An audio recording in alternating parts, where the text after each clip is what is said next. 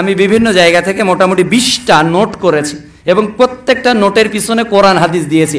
অর্থাৎ এখানে যত গার্ডিয়ান এসেছেন এই 20টা বিষয় যাতে আপনার পরিবারে থাকে। আমি জাস্ট রিডিং পড়বো। 1, কথা বলার পূর্বে সালাম দেওয়ার অভ্যাস গড়ে তোলা, সূরা নূর অধ্যায় 24 আয়াত 61। 2, সুন্দরভাবে ও উত্তমভাবে কথা বলা, কর্কশতা যাতে না থাকে, রাগ যাতে না থাকে, সূরা বাকারা অধ্যায় 2 আয়াত 83।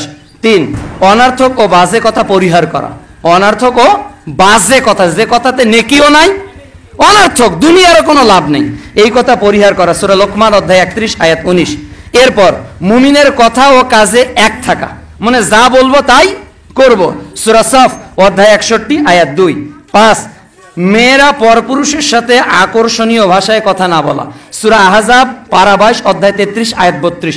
অনেক মেয়ে আছে মোবাইলে গায়রে মাহারাম অনেক সুন্দর কথা বলে, হারাম, কর্কশ ভাষায় কথা বলতে হবে। এখানে নারীদেরকে কর্কশ ভাষায় কথা বলা জায়েজ। জি, কে বলছেন, কি প্রয়োজন আপনার?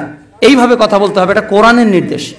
ওই নারী বলতে পারবে না কে বলছেন, সুর দিয়ে কোনো কথা হবে না। অপর কোনো নাম্বার থেকে যদি কোনো নারী ফোন বাধ্যতামূলক রিসিভ করতেই হয় আর যদি কণ্ঠ পরিচিত না পাওয়া যায় তাহলে অবশ্যই নরম ভাষায় কথা বলা যাবে না, জাস্ট প্রয়োজনীয় যতটুকু কথা বলা প্রয়োজন ততটুকু বলতে হবে। এরপর 6 নম্বর, আল্লাহ সুদ, ঘুষ, জেনা, অশ্লীলতা, গান বাজনা, নেশা, মদ, জর্দা, গুল, মাদকতা, বিড়িকে হারাম করেছে, এগুলো খাওয়া যাবে না। বাপ গুল খেলে ছেলে গাঁজা খাবে, বাপ সিগারেট খেলে ছেলে ইয়াবা খাবে, as you sow you reap. আপনি বিড়ি টানবেন আর আপনার ছেলে তাহাজ্জুদের সালাত আদায় করবে, সম্ভব না। কেননা প্রিয় নবী বলেছে কুল্লু মাউলুদ ইউলাদু আলাল ফিতরা, প্রত্যেক আদম সন্তান ইসলামের উপর জন্মগ্রহণ করে, মা বাবা ইহুদি বানিয়ে দেয়, মা বাবাই অগ্নি উপাসক বানিয়ে দেয়। এরপর হালাল ও পবিত্র রিজিক উপার্জন করা, যাবতীয় হারাম থেকে বিরত থাকা। আগেরটা দলিল সূরা মাইদা অধ্যায় 5 আয়াত 90, সূরা আরাফ অধ্যায় 7 আয়াত 195। এবং হালাল গ্রহণ করা, হারাম বর্জন করা। সুদের চাকরিও করা যাবে না, অ্যাপ্লিকেশনও করা যাবে না। ব্যাংকে ডিজি কি বলে ওটা, টাকা জমা রেখেছে অনেক সরকারি চাকরিজীবীরা, ডিপিএস, হারাম, জমা রাখা যাবে না, নিষেধ। টাকা পাইলাম আমি অবসরে 5 লাখ টাকা 50 লাখ টাকা ব্যাংকে জমা রাখলাম, প্রতি মাসে 50,000 টাকা নিচ্ছি, পরিবার চালাচ্ছে, সুদ, মায়ের সাথে জেনা করার পাপ, হারাম। এই পরিবারে কখনো আলেম তৈরি হবে না। এরপর গুরুত্বপূর্ণ, ওটা হলো 3টা আয়াতে আছে, সূরা বাকারা অধ্যায় 2 আয়াত 168, আয়াত 172, সূরা মুমিনুন অধ্যায় 23 আয়াত 51। এরপর নারীদের পূর্ণ পর্দার সহিত চলাফেরা করা, কোন নারী বাইরে যাবে হাত মোজা, পা মোজা, মুখ ঢাকা ছাড়াই, এই পিতা হলো দায়ুস। দায়ুসের আলোচনা করেছে, দায়ুস কারা, আর দায়ুসুল আয়াদখুলুল জান্নাহ, এই বিষয়ে আর যাব না, সূরা আহজাব অধ্যায় 33 আয়াত 33 আয়াত 59। এরপর কোন বাড়িতে টিভি রাখা যাবে না। আমাদের বাড়িতে টিভি নেই, কয় বছর থেকে নেই আমরা নিজেরাই জানি না। আমার বাড়িতে তো এই বাড়ি হয়েছে থেকে টিভি নেই। ডিসলাইন তো একেবারে সুদ খাওয়ার চেয়েও হারাম, এটা মানুষকে জেনার দিকে নিয়ে যায়। কোন মুসলমানের বাচ্চার বাড়িতে ডিসলাইন থাকতে পারে না, সে যদি মুসলমান হয়।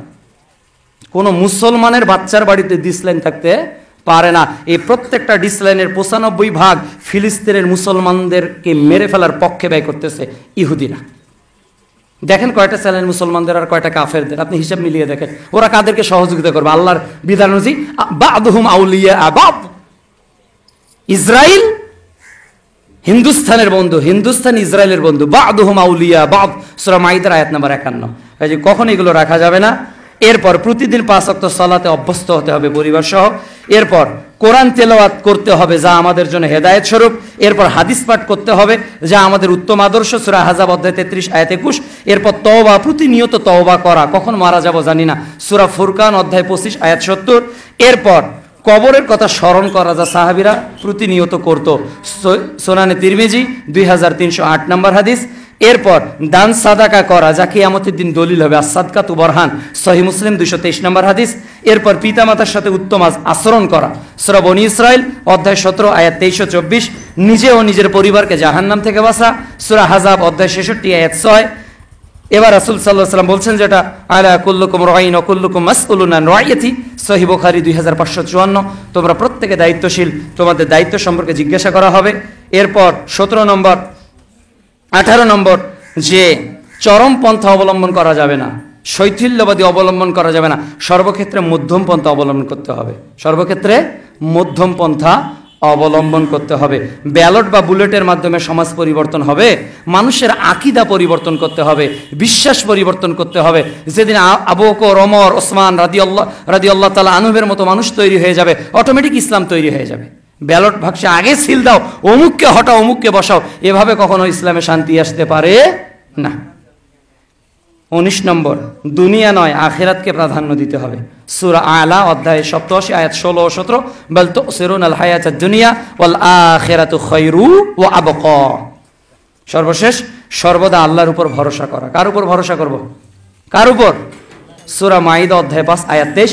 তাহলে এই 10টি ঈমান ভঙ্গের কারণ ও পরিবারের জন্য 20টি নাসিহা, এবং শেষে লিখেছে, আসুন না আমরা প্রত্যেকেই পরকালের স্থায়ী জীবনের জন্য ক্ষণস্থায়ী দুনিয়ার মায়াকে ছেড়ে দিয়ে রবের পথে বাকি জীবনটা কাটিয়ে দেই। আসুন না আমরা রবের কাছে বিক্রি হয়ে যাই। রবের কাছে বিক্রি হতে চান তো? কিনে নিক না আমাদের গোটা দেহ, মাল, ধন, সম্পদ, আমরা রবের কাছে বিক্রি হয়ে যাই সবাই। কতই না উত্তম খরিদ্দার আল্লাহ, যদি আমরা নিজেকে রবের জন্য বিক্রি করে দিতে পারি। মহান আল্লাহ রাব্বুল আলামিন আমাদেরকে যেন তৌফিক দান করেন। আল্লাহুম্মা আমিন।